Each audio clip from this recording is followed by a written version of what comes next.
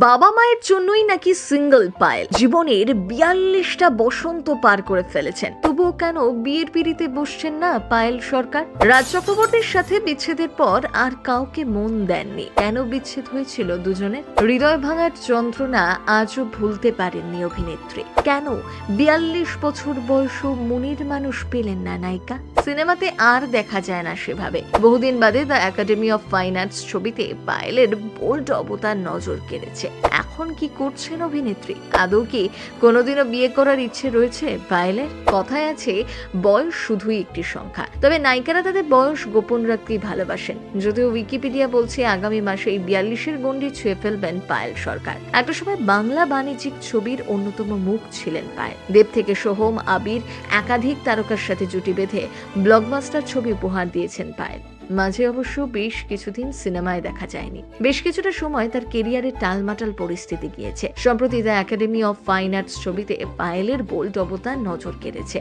তবে এখনো সিঙ্গেল পায়েল। এতদিনেও কেন মনের মানুষ খুঁজে পেলেন না নায়িকা? পুরনো প্রেম ভুলতে না পেরে কি বিয়ে না করার সিদ্ধান্ত? পায়েলের ফিল্মি কেরিয়ার শুরু হয় ২০০৪ থেকে। বহু ছবিতে অভিনয় করেছেন।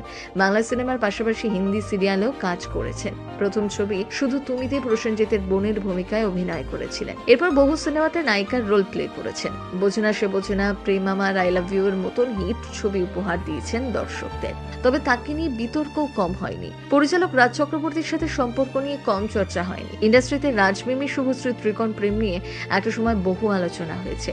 শেষ পর্যন্ত রাজ শুভশ্রীকে বিয়ে করে সংসারী হয়েছেন, কিন্তু পায়েল রয়ে গিয়েছেন সিঙ্গেল। যদিও রাজের সাথে প্রেমের কথা খোলাখুলি পায়েল স্বীকার করেননি কোনোদিন। তবে এই সম্পর্ক ছিল নাকি ইন্ডাস্ট্রির ওপেন সিক্রেট। প্রেম ভাঙার পর পরিচিত মহলে পায়েল নাকি বলেছিলেন জীবন নিয়ে দুজনের দৃষ্টিভঙ্গি আলাদা। এই প্রেম নাকি পূর্ণতা পাওয়ার ছিল না। তাহলে কি হৃদয়ে ভাঙার যন্ত্রণা আজও ভুলতে পারেননি? প্রেম করতে চাইলেও কেন প্রেমটা হচ্ছে না পায়েলের? একবার দাদাগিরির মঞ্চে নিজের ব্যক্তিগত জীবন নিয়ে খোলামেলা উত্তর দিয়েছিলেন নায়িকা। দাদাগিরির মঞ্চে এসে পায়েল জানান, অনেকেই আমাকে জিজ্ঞেস করেন আমি এখনো কেন সিঙ্গেল। আসলে বাঙালি পরিবারে মেয়ের বাবারা এত পজিটিভ। পায়েলকে মাঝখানে থামিয়ে সঞ্চালক সৌরভ জানতে চান, তাহলে বলছো তুমি সিঙ্গেল বাবা মায়ের জন্য?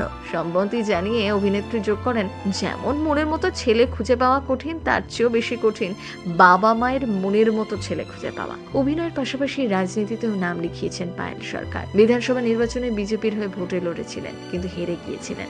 তারপর রাজনীতি থেকে সরে এসেছেন। তবে তার অনুরাগীদের অনেকেই বলেন পুরনো প্রেম আজও ভুলতে পারেননি। তারপরেও অবশ্য প্রেম এসেছে পায়েলের জীবনে, সেটাও টেকেনি সে শক্তি। আসলে পায়েল ভালোবেসেছেন, কাছে টেনেছেন। প্রেম পূর্ণতা পায়নি কোনোবারই। এখনো নিজেকে সিঙ্গেল বলেই দাবি করেন পায়েল সরকার। প্রথম বাংলা ব্যুরো।